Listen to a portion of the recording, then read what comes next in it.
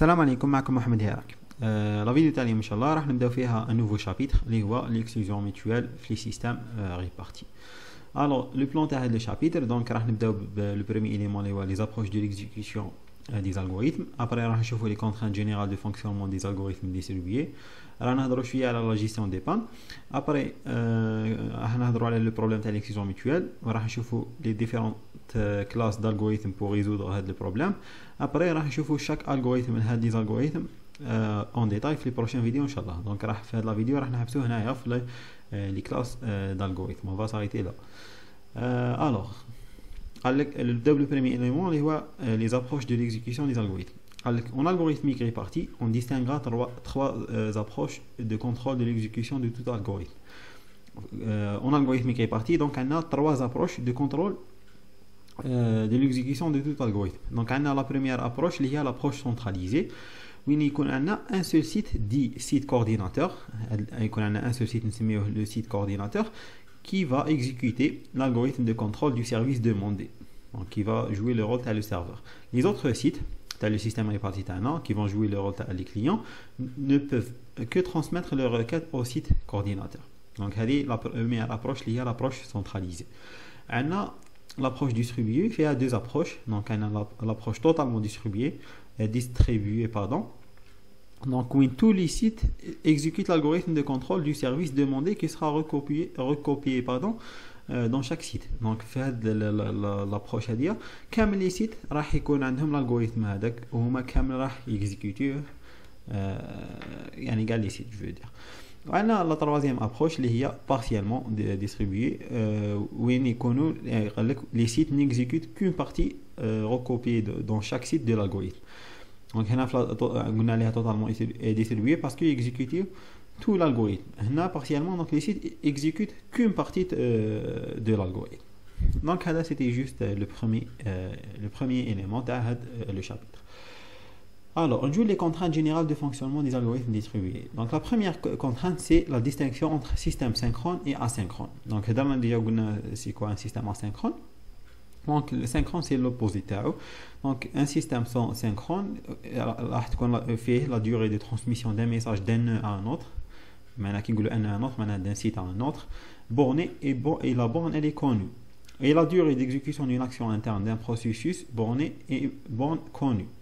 Le système asynchrone, c'est l'inverse. Donc, ni la durée de la transmission d'un message non borné, pas de borne ou borne inconnue sur la transmission d'un message.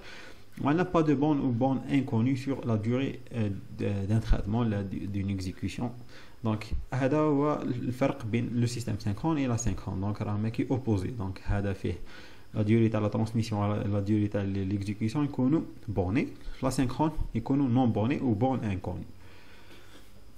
Avec un système réparti dit synchrone, si et seulement si, donc la durée de transmission d'un message d'un nœud à un autre est bornée et la borne est connue, qui m'a donné la durée d'exécution d'une action interne d'un processus est bornée et la borne est connue. Dans un tel système réparti, un processus émettant un message peut faire l'hypothèse qu'il est reçu, voire traité après une durée limite calculable.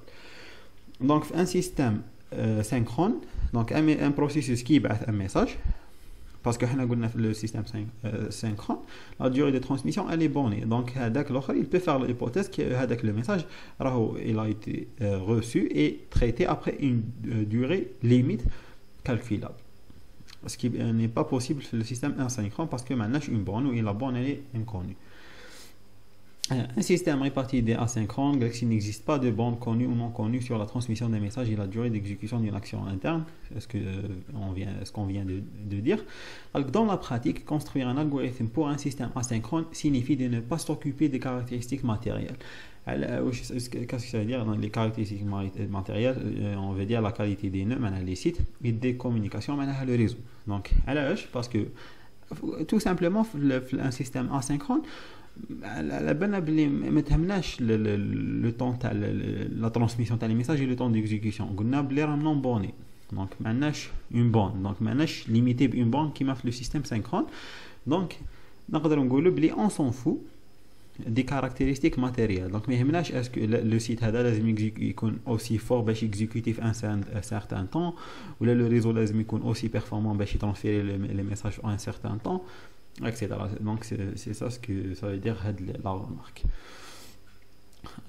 Dès que des aspects temporels sont introduits dans les algorithmes, hypothèse sur les durées d'exécution et de transmission, donc dès que nous avons des contraintes sur des hypothèses sur les durées d'exécution et de transmission, les tests de fiabilité de transmission, à la de temporisation, etc., le système asynchrone n'est plus complètement asynchrone parce que là, on a l'aspect temporel ou des contraintes temporelles. Donc, le système asynchrone n'est plus complètement asynchrone, mais il dit partiellement asynchrone. L'expression partiellement asynchrone recouvre le modèle synchrone et un grand nombre d'autres modèles, tout entre complètement asynchrone et synchrone. Donc, on a les deux extrémités complètement asynchrones, on a un modèle synchrone. Maintenant, nous considérons dans ce cours que les systèmes répartis synchrones et complètement asynchrones. Donc, mais on les autres modèles. On a la deuxième contrainte liée à l'absence d'horloge de référence commune. Donc, dans la vidéo qui est dans les systèmes répartis, donc, c'est une contrainte. L'exclusion mutuelle, c'est que maintenant, enfin, c'est une contrainte le fonctionnement des algorithmes distribués, c'est que maintenant j'ai une horloge de référence commune. Donc, nécessité de dater les événements par des horloges logiques locales avec imposition de relations d'ordre global artificielles. Les horloges logiques, c'est l'ensemble des événements. Et la troisième contrainte, c'est l'absence de mémoire commune. Donc, l'absence de variables d'état global. Donc, maintenant, je dis variables d'état global, on a des variables d'état local. Et nécessité de n'utiliser que des variables d'état local pour synchroniser les processus. Et on a la nécessité de communiquer tout changement d'état par échange de messages à travers le réseau. Donc, tout changement d'état, on communiquer à travers un message. Donc, c'est le cas le système réparti.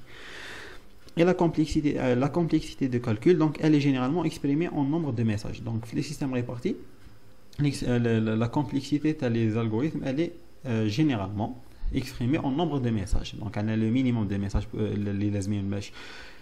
et le maximum de messages nécessaires pour obtenir le service demandé. Elle dépend du nombre de sites concernés, de l'approche suivie et des structures distribuées utilisées. Donc, la complexité de calcul, ça t'amène à le nombre de sites concernés par le service, l'approche suivie et les structures utilisées. La gestion des pannes. Donc, les défaillances, un système ou composant est sujet à une défaillance. Donc, le système complet ou un composant du système, il est vulnérable lorsque son comportement n'est pas conforme à sa spécification. Pardon, mais je veux dire, maintenant en panne, qui connaît le comportement n'est pas conforme à sa spécification. Donc, moi je dis le comportement bien comme il faut. Remarque que le système composant est considéré comme une boîte noire. Donc, on ne regarde que son comportement global observé à l'interface. Donc, tous les composants du système répartis, je forme comme une boîte noire. Il y a le fonctionnement et le comportement global. On va classifier les différentes pannes ou les différentes défaillances. On peut définir différents degrés de gravité de défaillance en fonction de leur impact sur la sûreté de fonctionnement. Donc, nous classifions selon l'impact sur la sûreté de fonctionnement. Bien sûr, on a le modèle de boîte noire, on a des messages entrants et sortants. Donc, les composants du système sont considérés comme des boîtes noires ou bien des messages donc on a des messages entrants et des messages sortants. Donc, le premier type de panne, c'est la panne franche. Donc, désigné aussi par arrêt sur défaillance ou la fail stop. En anglais, c'est fail stop. Donc, la panne franche, donc, ou bien le système fonctionne et donne un résultat correct, ou bien il est en panne défaillant et n'a rien fait. Donc, soit tout ou rien. Donc, il y a une panne franche. Donc, une panne franche, il y a une panne qui est le système. Donc, soit le système fonctionne bien comme il faut, soit il ne fonctionne pas. Donc, il ne fait rien. Donc, le cas, c'est mieux la panne une panne franche ou la fail stop. Donc, c'est le cas le plus simple. Donc, on essaie de se ramener au besoin en forçant l'arrêt d'un composant dès qu'une erreur a été détectée. Technique fail fast. Donc, c'est le plus simple les pannes. Le type le plus simple. On a la panne par omission, le deuxième type. Donc, le système perd des messages entrants, donc omission ou en réception. Donc, sortant, omission en émission ou les deux. Donc le système تاعنا soit il perd des messages entrants, soit il perd des messages sortants ou les deux. Donc هنا هذا le cas تاع les pannes c'est une panne par omission. Il n'y a pas d'autre déviation par rapport aux spécifications, donc ce modèle peut servir à représenter les défaillances du réseau. Donc il est plus difficile à traiter que la panne franche. On a le troisième type, les pannes, les pannes de temporisation. Donc les déviations par rapport, les déviations par rapport aux spécifications concernant uniquement le temps. Par exemple, temps de réaction à un événement. Donc les pannes de temporisation. On a le quatrième type, le dernier type, les pannes arbitraires ou là les pannes byzantines. Ou là les byzantines, pardon. Donc le système peut faire n'importe quoi, donc y compris avoir un comportement malveillant. Donc les pannes arbitraires, qui connaît le système tana, il a un comportement malveillant. Un terrain théorique dans les conditions les plus défavorables, donc les pannes les plus défavorables, donc hypothèse parfois nécessaire pour des systèmes à très haute fiabilité dans un environnement hostile, nucléaire, spatial. Donc dans un environnement hostile, un environnement qui fait beaucoup de danger. Danger physique, je veux dire. Les différentes vulnérabilités, qu'on a un système, les différents dangers ou les risques, les systèmes doivent y واجههم يعني. Donc les pannes arbitraires, donc déjà نديروا لهم حساب كي يكون هاد le pan, je veux dire معناها هاد le type تاع les pannes نديروا لهم حساب كي يكون le système تاعنا dans un environnement hostile. Donc les pannes sont traitables mais nécessitent une redondance élevée. Typiquement 3K plus 1 exemplaire d'un composant pour résister à cas défaillance. Donc là c'est typiquement, donc il nous faut 3K plus 1 exemplaire pour un composant pour résister à cas défaillance. Donc c'est ça.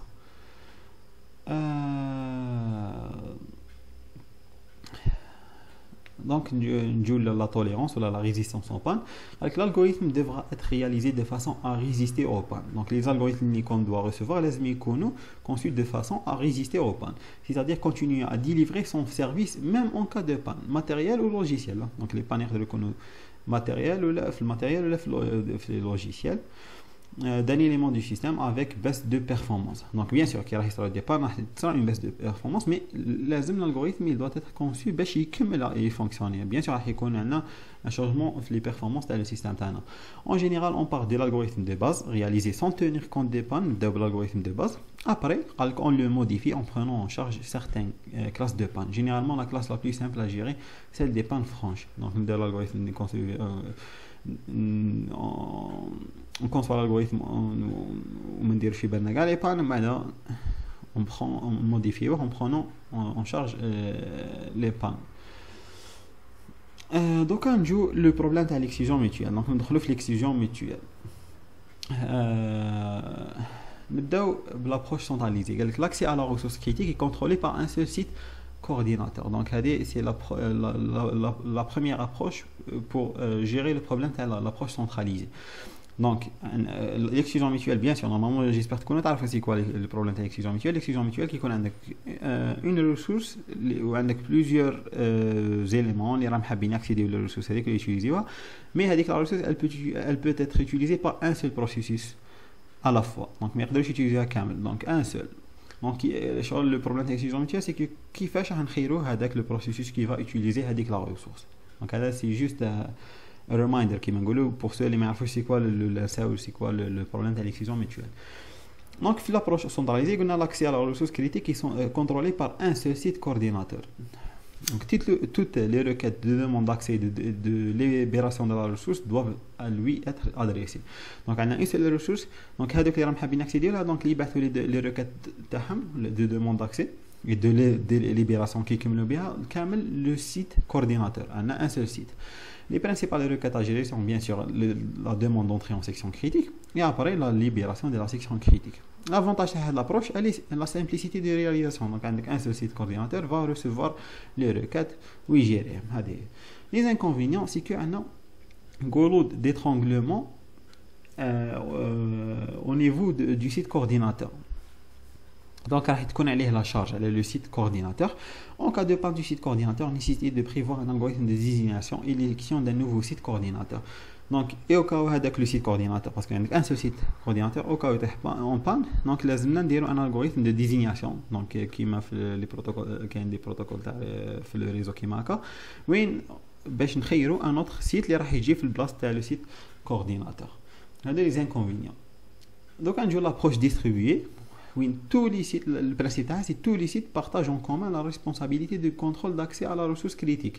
Donc maintenant, un seul qui m'a fait l'approche centralisée, un seul site coordinateur, il va prendre en charge il va prendre la responsabilité du contrôle d'accès à la ressource critique. Mais non, quand les sites ils partagent la responsabilité.